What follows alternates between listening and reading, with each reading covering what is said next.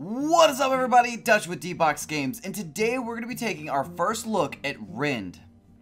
So for those of you that don't know what Rend is, it's a multiplayer team-based survival game that has 3 different factions that allow 20 players each. So unlike most survival games that have PvP elements where you could be thrown into a server that has a mega tribe that won't allow you to get in, so you're constantly being beat up, or you can't find a tribe to be a part of, so there's no way you can participate. In Rend, you don't have to worry about that because you join one of the 3 factions and it'll automatically put you in a team of 20, and you work as a team to try to defend your base from NPCs and other people from raiding it. Now, before we get too far into the video, don't forget, if you enjoy this video, to smash that like button and subscribe to the channel for more Rend content, because recently, if you haven't heard, on my Twitch channel, I did get in the partner program from Frostkeep, so we will get early Rend content and we'll continue to make videos as quickly and as often as we can. So I hope everybody subscribes to the channel and sticks around for more awesome Rend content. So the very next thing I wanted to go over is what this thing is in the middle. Now, if I pull up my heads up display, you see that it says the Divinity Stone. Now, the whole point of the game is to find lost souls and put them into the Divinity Stone, and as you do that, that's going to level up the energy on the tree in the background. Now, what the tree is the World Tree. The World Tree is basically a giant scoreboard that has 3 total scoreboards for each of the 3 factions. We all can see our side of the scoreboard, and if you actually run around the map, you could see the other people's if you go far enough. Now, this map is technically, I believe, in the shape of kind of a giant triangle, but takes about a half hour to go base to base if you were to PvP someone else's base. So this is what a lost soul looks like. What you have to do is pull out basically any weapon and try to right click on it and break it just like that. So next, after collecting the lost souls, you bring it back to the Divinity Stone and push F, and you can see I got the XP right there. It automatically goes to the Divinity Stone. It says we're at 7,449 out of 100,000, and that's what it takes to fill this up and ascend. Now, speaking of ascension, ascension is basically the end game goal. So the way this is going to work is when you look at the outside of a base, you're going to see a giant shield all around it.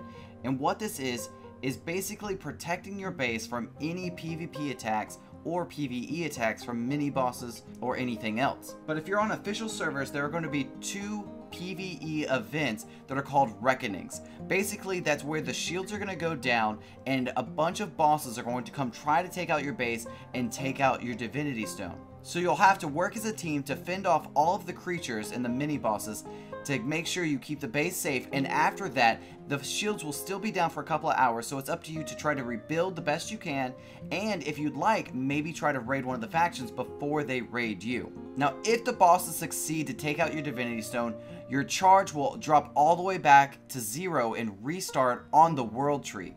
You don't want that to happen, but can use that as a strategy that if you see one of the other 2 factions beating you, you can try on a Reckoning Day to go over to their base and raid them to make their World Tree side start over to where you have the advantage at getting to Ascension first. Now, we know that if you're on official servers, it's going to be twice a week that the Reckoning happens, but the official life cycle so far on the World Tree is supposed to be around 1 month to 2 months before wipe. So it should take around that time for someone to fully charge their side of the tree, give or take a little bit. But after charging the tree, what's going to happen is one faction that wins will get to ascend and basically gives you cosmetic bonuses and maybe even some real bonuses to the New Game Plus version of the game. So now that we've briefly gone over the base, the rating system, the timing, and the charge on the World Tree, the next brief thing I want to go over is the environments. So far, we know that there are 12 total unique environments, and amongst those environments there are 9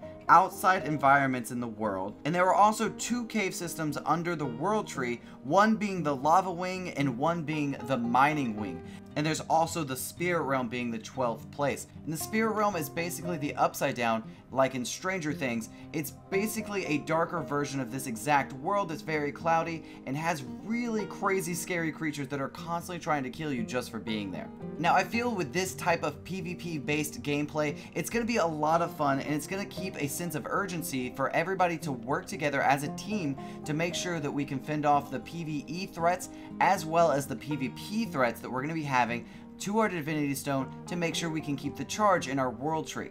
Now, speaking of working together as a team, you're going to have to go around and also build up your base work together to make your forge, mortar pestles, all of these wood crafting stations and everything. It's going to be really interesting to see how we have to work together, because so far what we know, there are thousands of recipes and literally 100+ crafting trees that we're going to have to learn and go through. So it's been pretty much told to us that no one is going to be able to level up in every single tree. We're going to have to specialize in certain things and work as a team if we really want to do this right. So since we talked about the hundreds of crafting, I just wanted to briefly go over the different things that are in here. Look how many different things there are going to be in crafting. So it seems like we're definitely going to be spending a lot of time going through all of this stuff, and we're definitely going to want to specialize in only a couple of these because we definitely won't be able to go through all of them.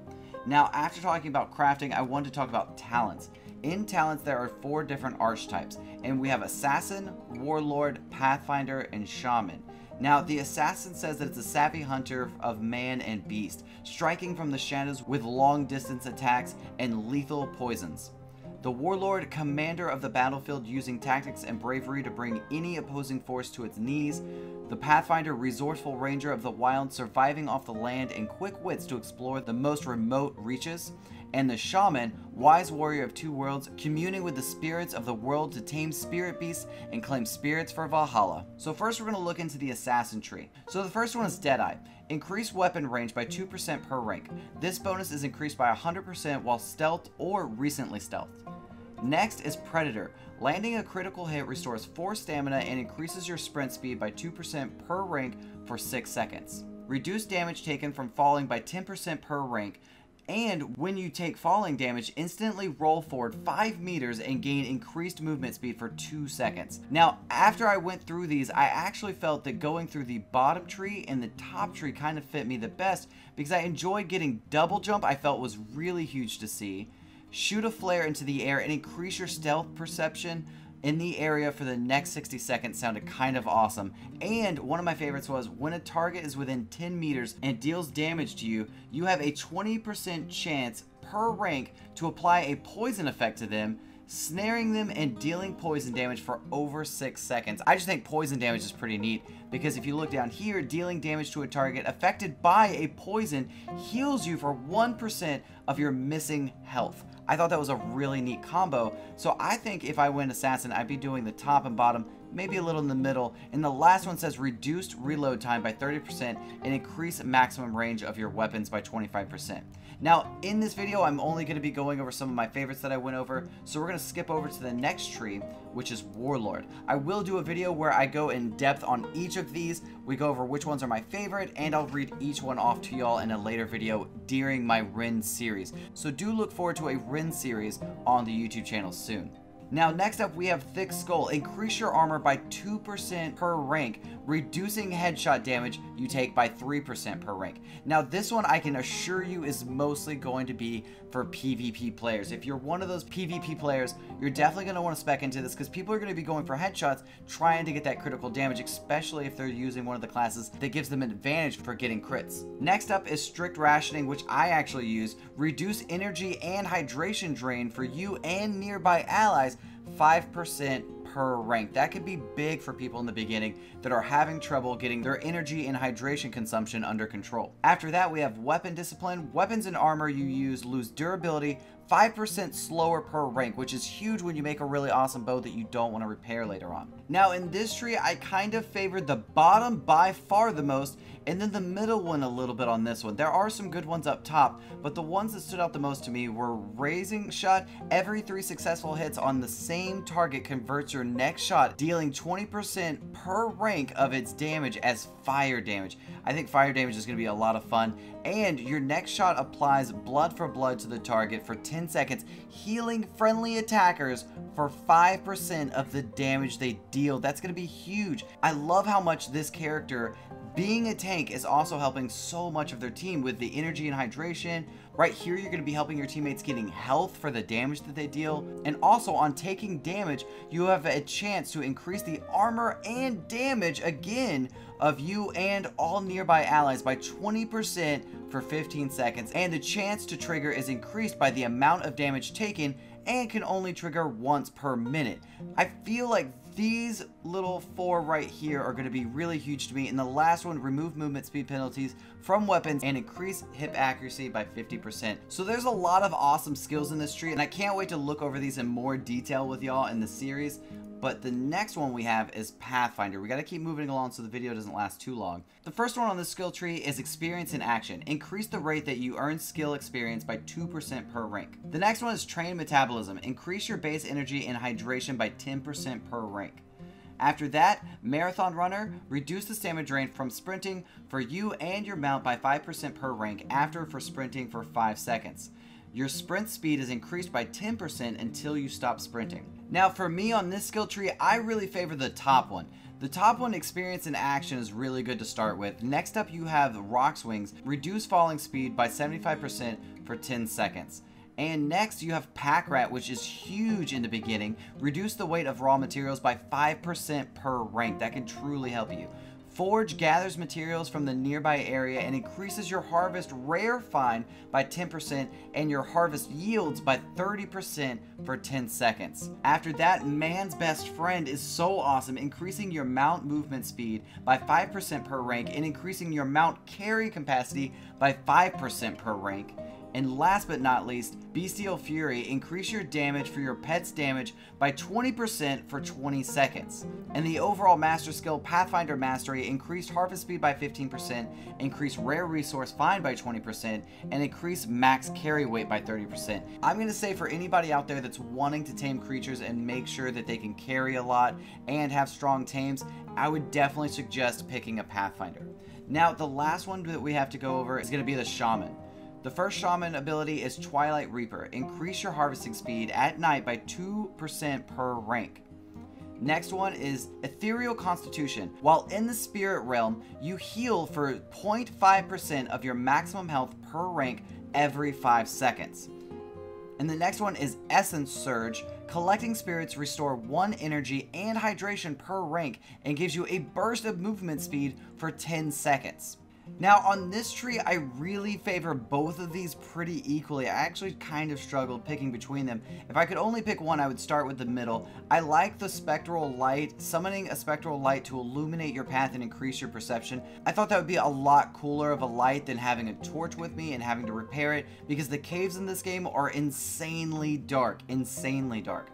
Next, Other Side Dweller. Reduce the effects of spirit sickness suffered while in the spirit realm. Is going to be huge, especially for a shaman that is going to primarily be using the spirit realm for taming. Taming seems like you need the spirit realm to tame. If you know another way to tame, please let me know in the comments below, because we've been trying to do taming. It seems like you need to be a shaman. If you're a Pathfinder / shaman, you're probably set up perfectly to do this. Now next, there's the Eventide Healing. Gain an aura that heals yourself for 5 health and nearby allies for 2 health every 5 seconds. I really want to know what that one looks like.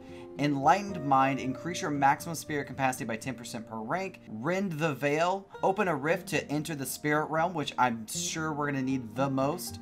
And last but not least, the Mystic Mastery. Reduce all spell cooldowns by 40%, which I feel is going to be very huge. Now, the other ones I wanted to just quickly mention was Whisper to Wander. Whenever you gain tame progression against a creature, gain 5% more per rank. And while in the Spirit Realm, you deal 4% more damage and gain 3% more movement speed per rank. And killing a target grants you 0.2% spell cooldown reduction, stacking up to 50 times removes on death. There seems to be so many awesome things in this tree also. I really feel like all of the archetypes are very evenly balanced and seem like they could be really cool to mix and match. So please let me know in the comments below, what is it that you're going to be picking for your 2 archetypes and why? Do you have a special strategy for it?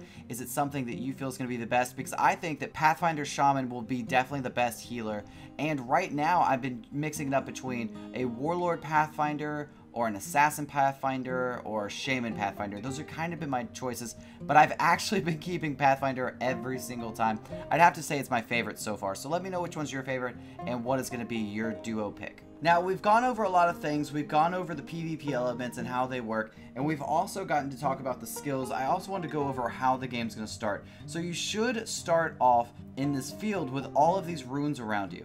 Now, if you walk up to each rune, you're going to notice that you can click F on each one, and it's going to give you information like Spirit Realm, a mirror of our worlds exists. You can cross over into the Spirit Realm for a brief period, but as you spend time there, you'll accumulate spirit sickness. You may be able to tame the spirits of creatures while in the Spirit Realm, but beware of dangerous lost that hunt on the other side. And each one is going to have another story just like that. I'm going to quickly look at each one. Make sure if you'd like to read it, just pause the screen really quickly and you can read those for yourself. So I'm going to quickly just go through this.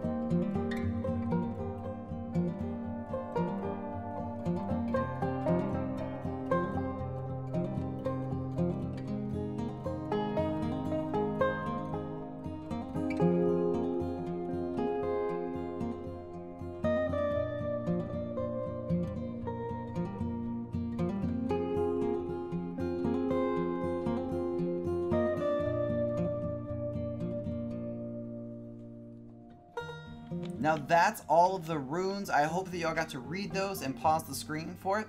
So after being here in the starting area and learning all the starting stuff, you're going to want to start harvesting clothes and worrying about food and water management as soon as you can. As soon as you can, because it's not going to be easy. Now, I will have a series coming out later today or tomorrow that will be a step-by-step on what you need to do to get started. I'll start my adventure all the way over, and each episode will be showing you some of the quickest ways to progress smoothly through the story. So after leaving that area, you can see right in front of me, if we speed up, you can see the main base that has the force field around it. The first thing you're going to want to do is make sure you run straight towards the main base, while getting water and resources along your way.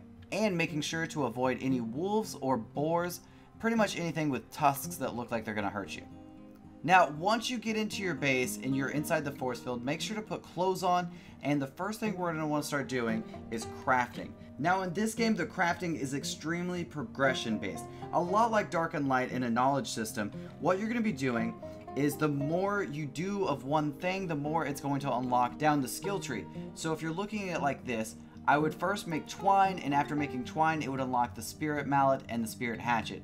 After I craft one of those, then it's going to say that now I can unlock the spirit pick, and so on and so forth. So you're getting the resource for each one. As you craft each thing, it's going to allow you to craft something else, and so on and so forth as you go down the skill trees to unlock other and newer things. Out of those 4 weapons, we have the spirit mallet, we have the spirit sickle, we have the spirit pick, and we also have the spirit hatchet. Each one gathering its own resource with a left click or right click. For instance, if I wanted sticks for arrows, I can left click for rough wood sticks. If I go to another tree and right click, I'm going to get logs for cooking food or construction purposes. And that's going to go for all the weapons. For instance, a stone mallet can be used for stone, for getting flint, crumble stone, and other objects. As another example, a sickle on a bush could also get you tangle vine and vinda root if you left click, but if you right click, you're going to get raw fiber, which you're going to desperately need in the beginning. Now, you can get those resources with your hand, but I suggest getting these tools as quickly as you can, because for instance with watermelons, you're going to need this as a food source, and you're going to need a lot of it. Now, the last things that I want to talk about are that I do not know enough about taming to go over taming in this video. As soon as I have more information on taming, I will get a taming video out as soon as I can. We did try to do some taming earlier today, and it was not successful, so I don't feel confident enough to speak over taming.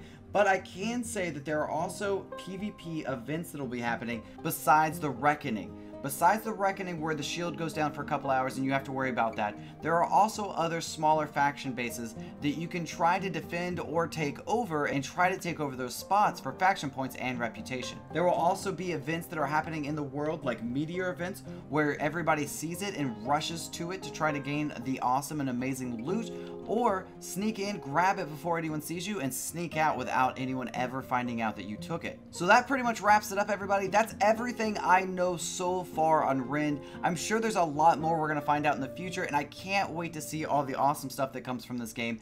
Please don't forget to subscribe to the channel and hit that like button if you find the video helpful, and please come check us out on Twitch. We stream Monday through Friday starting at 9 a.m. every day in the mornings. And please don't forget to leave a comment down below on any questions you may have going over Rend and anything I may or may not have missed in the video if you have any extra information like that. So don't forget to stay tuned to the channel for more awesome Rend information. And until next time, everyone, later!